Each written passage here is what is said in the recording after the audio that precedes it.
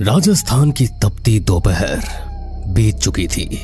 शाम ढलते ही दूर दूर तक फैला सुनसान हाईवे किसी भूतिया जगह से कम नहीं लग रहा था। हवा में धूल, दूर पहाड़ियों के बीच से आती अजीब सी सीटी जैसी आवाजें और सड़क पर सन्नाटा। राघव, मोहित और सुनील, ये तीनों दोस्त जयपुर से जोधपुर जा रहे थे। उनकी पुरानी जीप हाईवे पर रेंग रही थी। यार राघव, ये सड़क तो जैसे खत्म ही नहीं हो रही। ना ढाबा ना चाय की दुकान। मुझे तो डर लगने लगा है। क्या डर? अरे तेरी शक्ल देखकर तो लगता है तूने भूत देख लिया है। अभी तो रात बाकी है। चुप हो जाओ दोनों यार, मुझे भी ठीक नहीं लग रहा। इस रास्ते पर कई हादसे होने की कहानियां सुनी है मैंने, खासकर भूतिया ट्रक की। भूतिया ट्रक? कैसा ट्रक? कहते हैं आधी रात को लाल रोशनी वाला एक ट्रक दिखता है जिसकी कोई मंजिल नहीं होती। वो गाड़ियों का पीछा करता है और फिर उन्हें कुचल कर गायब हो जाता है। कई लोग मरे हैं इस सड़क पर। अरे ये सब किस्से कहानियां हैं यार। तू भी ना फिल्मों से ज्यादा डरावनी कहानियां बना लेता है। पर तभी अचानक पीछे से हॉर्न की आवाज गूंजी। तीनों चौंक गए। पीछे से एक काला ट्रक लाल हेडलाइट्स चमकाते हुए आ रहा था। जीप धीरे धीरे सड़क किनारे हुई, पर ट्रक ने ओवरटेक करने के बजाय और जोर से हॉर्न बजाना शुरू कर दिया। ये वही ट्रक तो नहीं? अरे हॉर्न बजा रहा है, जाने दो इसे आगे यार। लेकिन ट्रक आगे बढ़ने के बजाय कि जीप के ठीक पीछे चिपक गया। लाल रोशनी उनकी जीप के भीतर तक घुस आई। ये ठीक नहीं है, मैं स्पीड बढ़ाता हूं। राघव ने जीप दौड़ाई, पर ट्रक भी उतनी ही तेजी से पीछे आने लगा। हॉर्न लगातार बजता रहा। अचानक जीप का इंजन बंद हो गया। ट्रक उनकी गाड़ी के पीछे आकर रुक गया। ये इंसान नहीं हो सकता। ट्रक का दरवाजा खुला, पर उसमें से कोई उतरा ही नहीं और ट्रक अपने आप आगे बढ़ गया। आखिरकार जीप फिर से चालू हुई और वे आगे बढ़े। लगभग आधी रात को उन्हें एक टूटा फूटा ढाबा दिखाई दिया। ढाबा सुनसान था। अंदर बस एक बूढ़ा आदमी धीमी रोशनी में बीड़ी पी रहा था। तुम लोग कहां से आ रहे हो और कहां जा रहे हो? जी जयपुर से जोधपुर। देखो बेटा, तुम्हें इस रास्ते से नहीं जाना चाहिए था। यहाँ मौत का ट्रक चलता है। कई साल पहले इस सड़क पर खून से लथपथ हादसा हुआ था। कौन सा हादसा? 20 साल पहले इसी ढाबे से एक ट्रक निकला था। उसमें गैर कानूनी शराब और अफीम भरी थी। पुलिस ने रोकने की कोशिश की, पर ट्रक रुका नहीं, पीछा हुआ और उस दौरान ट्रक पलट गया। उसमें बैठे सब जलकर राख हो गए। कहते हैं उनकी आत्माएं आज भी भटक रही है। ट्रक खुद चलने लगता है और जो गाड़ी उसकी राह में आए उसे कुचल डालता है। ढाबे से निकलते ही फिर वही हॉर्न सुनाई दिया। ट्रक उनके पीछे था। इस बार लाल हेडलाइट्स और भी तेज चमक रही थी। सड़क पर धुंध छा गई थी। अरे भागो, ये हमें नहीं छोड़ेगा। राघव ने जीप पूरी ताकत से दौड़ाई, पर जितनी तेज वे भागते ट्रक उतनी ही रफ्तार से करीब आ जाता।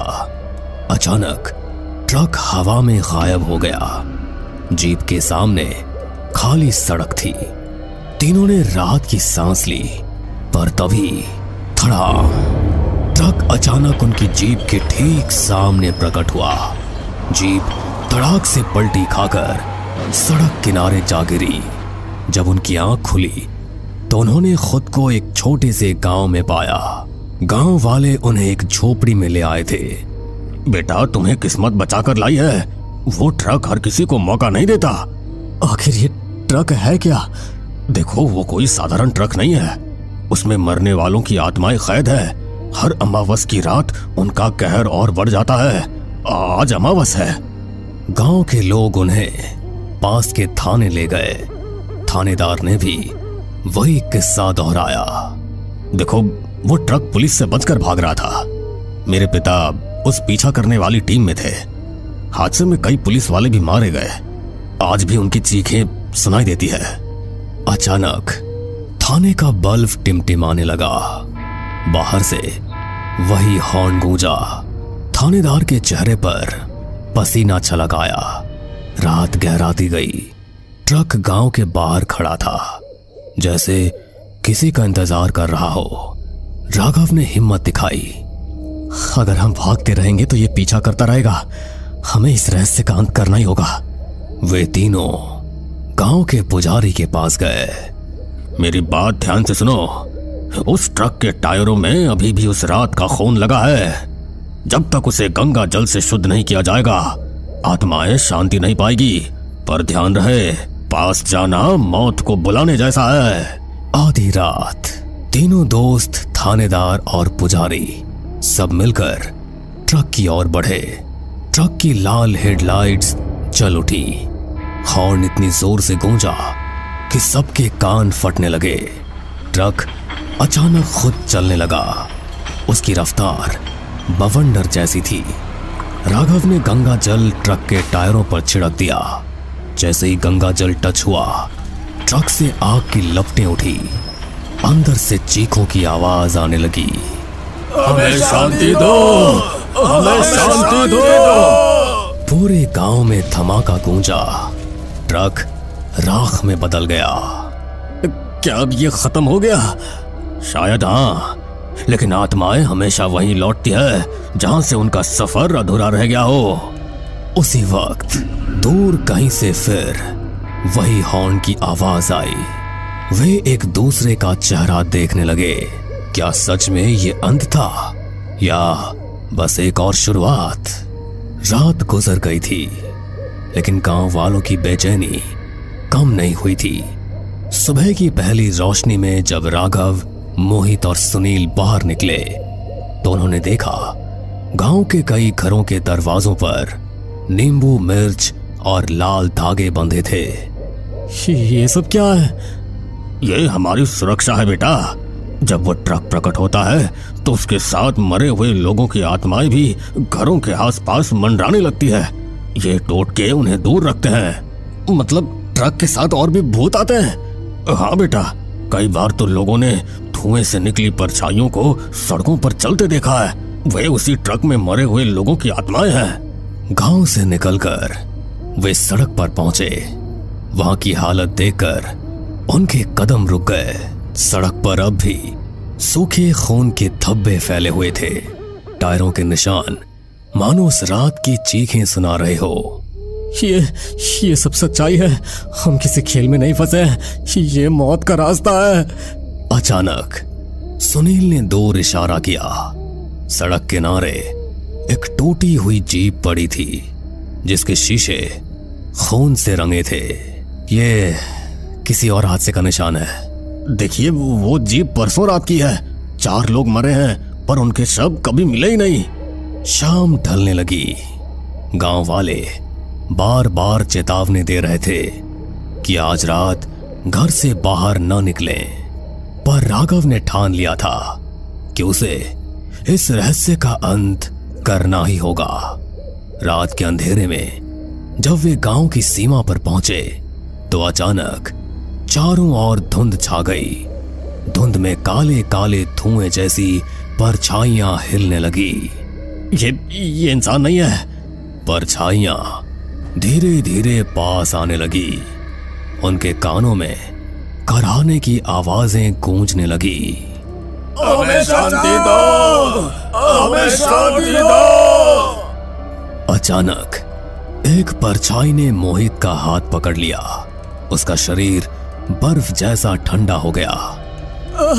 बचाओ! राघव ने पूरे साहस से मोहित को खींचा और मंत्र पढ़ते हुए गंगा जल छिड़का। परछाई धुएं की तरह बिखर गई। अगली सुबह पुजारी ने उन्हें एक पुराना राज बताया। उस ट्रक का ड्राइवर कैलाश सिंह वही सबसे बड़ा पापी था। उसने शराब और अफीम की तस्करी की, पुलिस वालों को कुचला और कई निर्दोष गांव वालों को मार डाला। कहते हैं हादसे में उसका शरीर आग में झुलस गया, लेकिन उसकी आत्मा अब भी ट्रक के साथ भटकती है। मतलब वो ट्रक सिर्फ लोहे का ढांचा नहीं बल्कि उस ड्राइवर की आत्मा का वाहन है। हाँ, और जब तक उसकी आत्मा को मुक्ति नहीं मिलती, ट्रक का आतंक खत्म नहीं होगा। तीनों दोस्त और थानेदार ने फैसला किया कि वे ट्रक को रोकेंगे। रात को हाईवे पर उन्होंने इंतजार किया। ठीक 12 बजे दूर से लाल हेडलाइट्स चमकी, हॉर्न गूंज उठा। ट्रक तेजी से उनकी ओर बढ़ा, पर इस बार उसके पीछे भी कई परछाइयां आ रही थी। अचानक ट्रक ने रुककर अपना दरवाजा खोला। उसमें से एक जली हुई लाश जैसी आकृति बाहर निकली। आधा चेहरा पिघला हुआ, जली हुई त्वचा। कौन है जो मेरी नींद तोड़ने आया है? तेरे पाप खत्म करके तुझे मुक्ति देने। मुक्ति? मैंने खून से जो सड़क रंगी है वो कभी सूखेगी नहीं। हर रात मैं लौटूंगा और हर आत्मा को अपना साथी बनाऊंगा। ट्रक अपने आप गड़गड़ाता हुआ चलने लगा। उसकी हेडलाइट्स इतनी तेज थी कि सबकी आंखें चौंधिया गई। परछाइयां चारों ओर से हमला करने लगी। मोहित और सुनील ने गंगा जल छिड़कते हुए मंत्र पढ़े। परछाइयां चीखते हुए चलने लगी। राघव ने हिम्मत करके ट्रक के इंजन पर गंगा जल उड़ेल दिया। ट्रक दहक उठा। कैलाश की आत्मा तड़पने लगी। नहीं, मुझे मत जलाओ, ये सड़क मेरी है। धीरे धीरे आग की लपटों ने ट्रक को निगल लिया। ट्रक और आत्माएं धुएं में बदलकर गायब हो गई। अब तो सब कुछ खत्म हो गया है ना? शायद हाँ। राघव, मोहित और सुनील गांव से निकल पड़े। भूतिया ट्रक अब भी उस सड़क का हिस्सा है। कभी धुंध में, कभी लाल हेडलाइट्स में, कभी एक डरावने हॉर्न की आवाज में। हमें पूरा यकीन है दोस्तों कि आप लोगों को ये कहानी जरूर पसंद आई होगी। अगर आपके साथ भी कुछ ऐसे अनकहे किस्से हो चुके हैं तो प्लीज हमारे साथ शेयर करें। हम जरूर अपने चैनल पर उनको दिखाएंगे। हमारी ईमेल आईडी नीचे डिस्क्रिप्शन बॉक्स में दी गई है, तो प्लीज हमारे वीडियो और चैनल को शेयर एंड सब्सक्राइब करें और बने रहे हमारे साथ ऐसे ही अनकहे किस्से और कहानियां सुनने के लिए।